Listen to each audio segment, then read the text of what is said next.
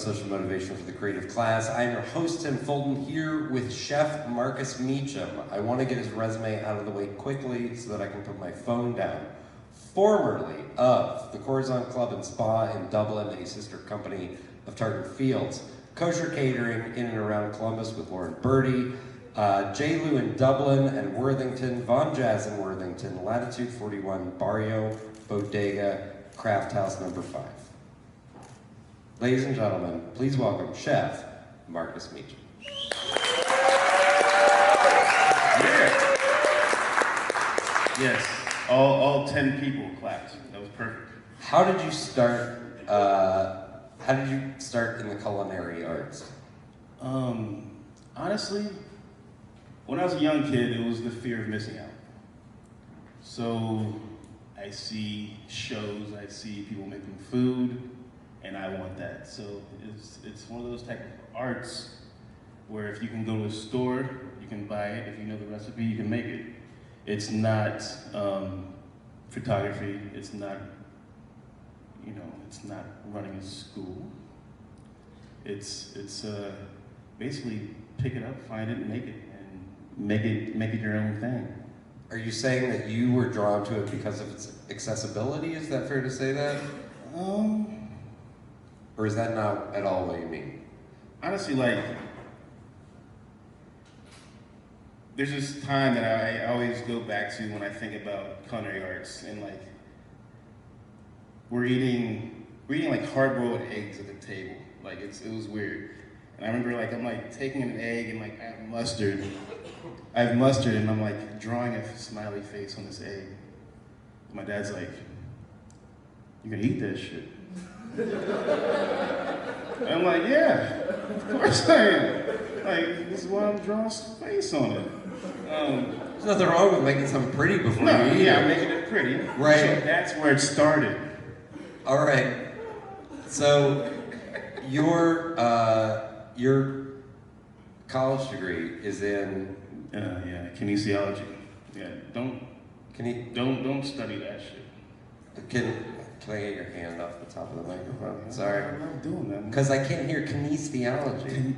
Kinesiology. Kinesiology, and for those that don't know, kinesiology is the study of muscle movements, bone connectivity, all that stuff, like a glorified personal trainer.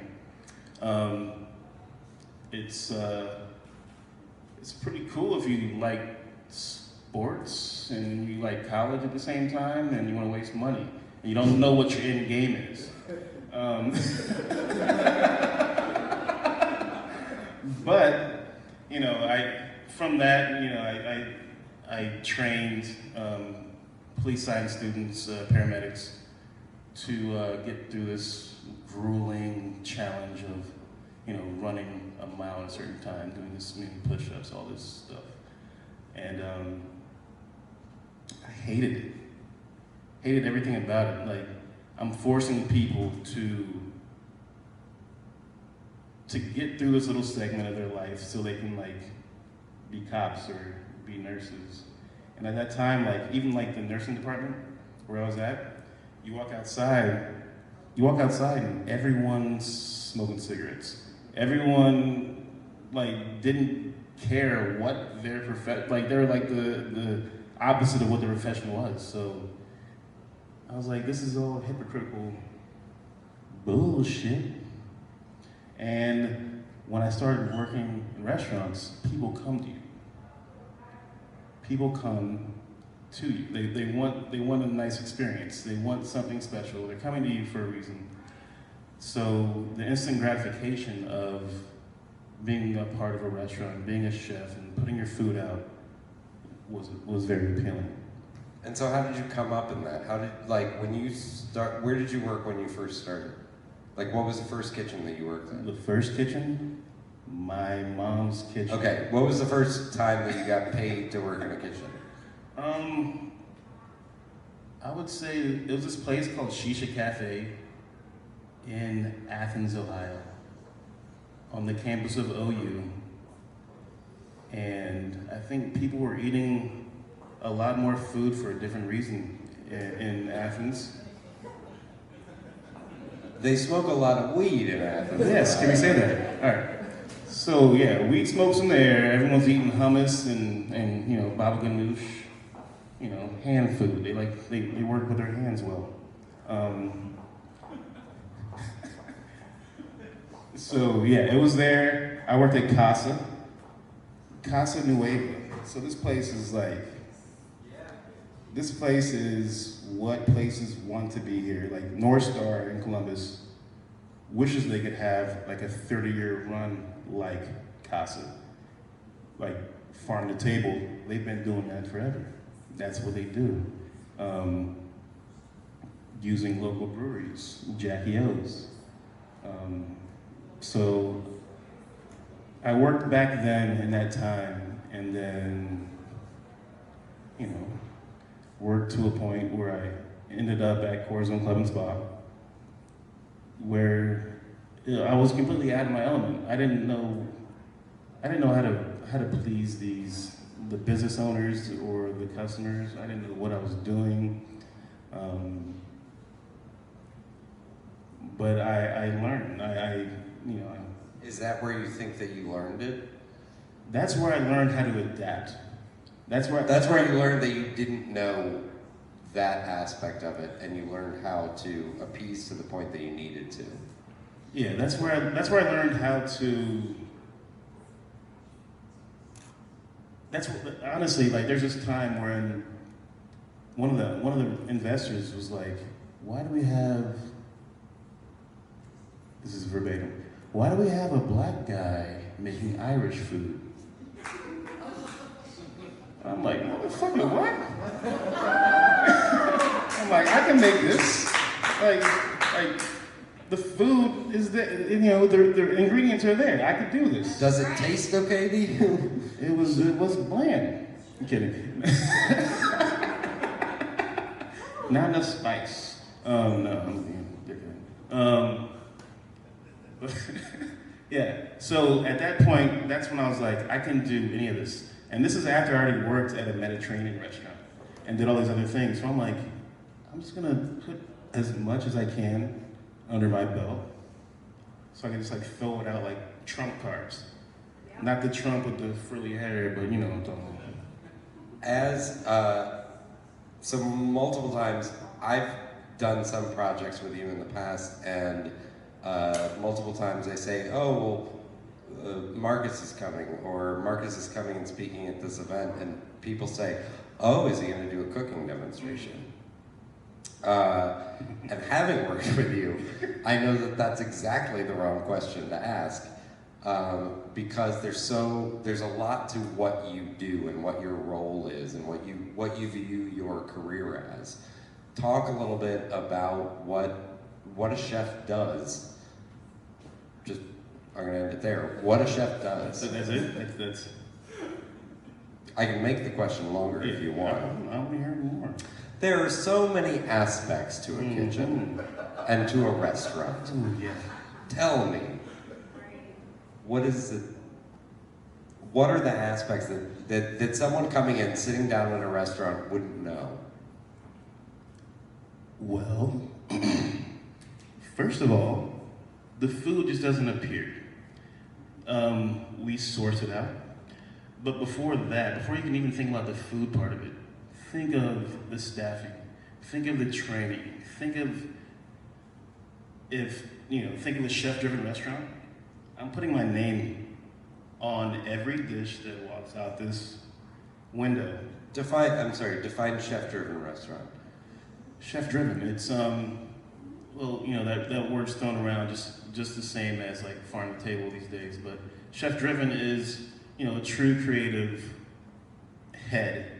Control lies with the chef. Yes.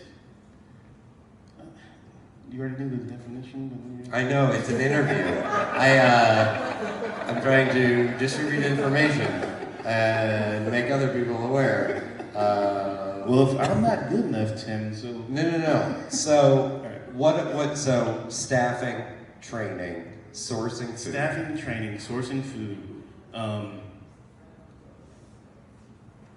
Along with sourcing food, you're educating. But also, you're holding levels of don't fuck up my shit over top of their head. Of your staff, you mean? Yeah. Okay. And like people who are down for it, they love it because they're part of a situation where they're putting out some awesome food and they're getting recognition like, you know, oh, we went and ate your restaurant, it was awesome, all this, on my day off. When they think that I made the food on my day off, like, so like that's when I come back in and give props to my staff who is well trained, who care about their jobs, and put out the food. Well, and nowadays when the Instagram comes out, that has the restaurant tagged, when it looks as good as what you would have made, that's got to feel good because that's a testament to your work. Yeah, and that's also a way to see if they're doing their job right. Like I check Instagram, if someone tags something and they're like, oh, hashtag Chef Meech. You get that? Do you have that camera one? When I see that, I'm like, all right, I check the schedule. I'm like, who was there? Who made this? I shoot them a text, good job. I'm watching you always. What? I imagine there are some people that can't live up to those standards. Then I'm doing my job poorly. Like I have sous chefs who I train to learn to think like me. They train my cooks to be able to cook like me. And it's all down the road, you know what I mean, down the line. If there's someone who can't live up to it, they can't be there. Like, they shouldn't be there. They shouldn't have been. They should be there, but also people win their own selves out. You know, people will give up. Like I didn't sign up for this. Like, what? We have to.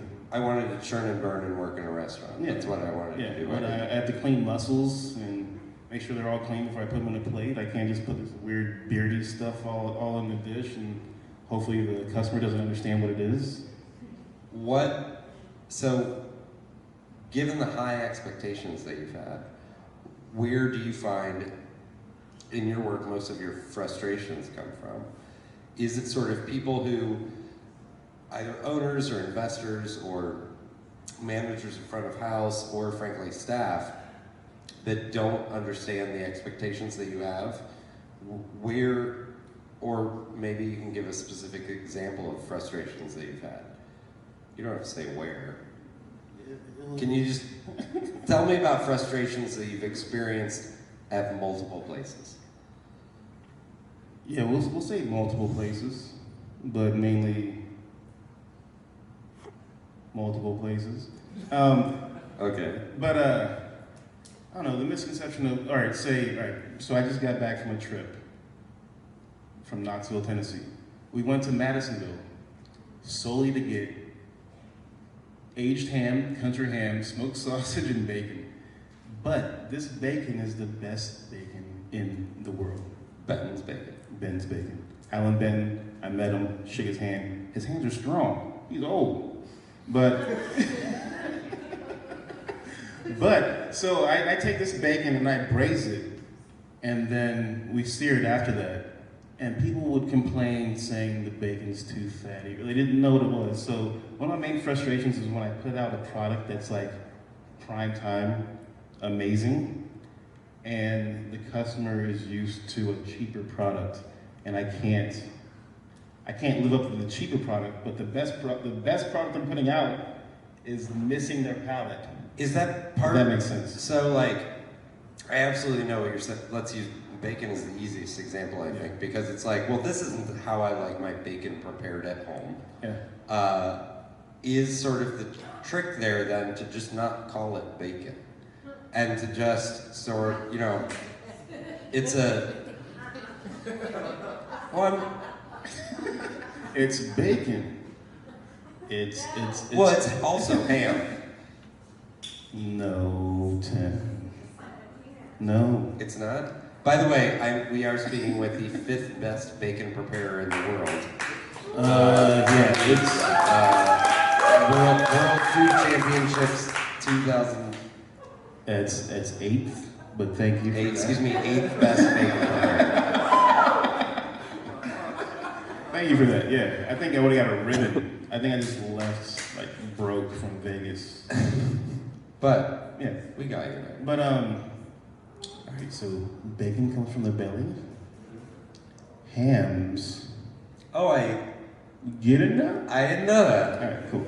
It's all pig to me. So, what are the next? What are we talking about? So, most recently, you were at Craft House number 5. You're no longer at Craft House. You're doing a series of pop-up dinners over the course of the next year. Yes. Under the Troy Regazzi. What'd you say? Troy Regazzi. Troy? Trois. What is that? Does anyone know how to pronounce that? Toi Yeah? Regazzi. There we go. Basically 3 guys. So 3 guys. myself and my 2 sous chefs. We're doing pop-ups. We did one at Miranova. We have other ones planned at the table till Angry Bear. Where else? Commissary. We'll be all over the place. We're doing 18. Do you know why we're doing 18? I think it's because it's half of 36, right? And what's up with 36? There are 36 chambers according to Wu-Tang Clan. Is that right? You're correct, sir. Have I been educated properly? It took me like a year to teach him this stuff. You have, there are multiple other things in the works, but I think tonight we're announcing, we can announce if you're all right with it. The truck left, we can announce it. Oh yes, they're gone. They're mad at us. Mad at Marcus, I think. No. Marcus will be opening a kitchen at Little Rock Bar in very early March. Can you talk about the concept behind that? Yeah, it's we're doing steam buns, not the flat steam buns. We're doing the milky steam buns, so like the thick guys. You know, like it's gonna be like a nice size sandwich.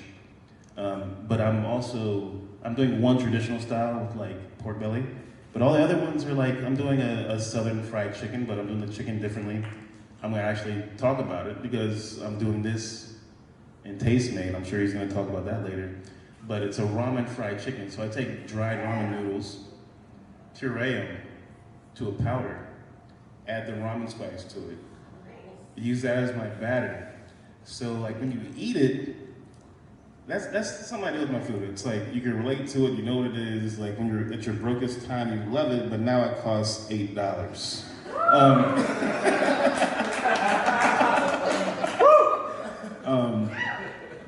So yeah, you bite into this and you get that ramen flavor, but then also I have these bread and butter pickles that are sweet, and then I toss them in sriracha, a little bit of hot sauce. So it's like a nice southern style fried chicken sandwich on a steam bun, which makes no sense at all, but it's delicious. It is delicious. It is absolutely delicious. Yeah. Yeah, I want to touch on Taste Made. Sorry, I forgot. You didn't say, hey, can you make sure you promote Taste Made? You are the host, what's your title? They say talent. Talent. Yeah, everybody's the talent. Yeah. But if you're in front of the camera, you're the talent. The Taste Made is producing a series of Snapchat videos that are basically recipe videos. I'm sure you've seen those pop up on Facebook, Twitter, or whatever. But Taste Made is doing a fantastic job of sort of taking advantage of Snapchat not just being sexual pictures sent between people in their early 20s. Is that what people think about Snapchat? That's what Snapchat is. Yes. Dick pics. I'm not allowed to say dick pics. If you say it real fast, it just sounds like what word, so you're not. I'm not allowed to say dick pics. You said it twice. Right. But Marcus is out in LA 1 week a month, basically, at this point, producing those, being the talent for those videos. What's that process like? So that process is pretty insane. So I'll be out there for, let's say, 4 days, and we shoot like 36 videos, 36 different individual recipes, where there's a team of people in the back who just pump out all my mise en place, all what I need to get through this one shoot where I'm doing like a rollout for my kitchen. But it's nonstop. We start at 7 in the morning, we end at like 10 o'clock at night, and we just roll through. But I don't know, I've never been a part of something like this. This is my 3rd time going out, but yeah, it's a different world. Like I basically stare in front of a camera like this, and they're like, "All right, just tell us what you're making." I'm like, "What? Like just go through it?" So yeah, just keep talking, and they take care of it like you're gonna take care of it with the edits and edit out dick pics. Because it's Snapchat. It's not because it's Snap. All right. Also, Tastemade's a lot bigger than Snapchat. They're sponsored with Pepsi, Hyundai. Raised like something like $40 million. Yes, they just had a round of funding that was $40 million for round B, 2nd round, yeah. I was actually a picture, all right, so this is how Snapchat started or how Tastemade job started with me. Hey, I don't know. Let me tell you about Snapchat, ladies and gentlemen. So Tastemade came to me and we filmed an episode called Grill Iron, which is where they take a chef in the city, and my job is to recreate a popular dish from the opposing team's hometown. So I did like a deconstructed shrimp po' boy, my first episode. And I got invited out to Santa Monica to compete against 4 other chefs from around the country. I ended up beating that ass and winning the thing. What did they make I'm sorry, they were competing against you too, right? I just want to see what the traditional dish from Columbus, Ohio was. Oh, no. It was, so you make the away team. So Got it. Okay. And they actually filmed again this year. And what's her name? Laura Lee. She did, I forgot what she did. Sorry, I shouldn't even talk about it. I don't know what I'm talking about. But I think probably something like pork belly or something. But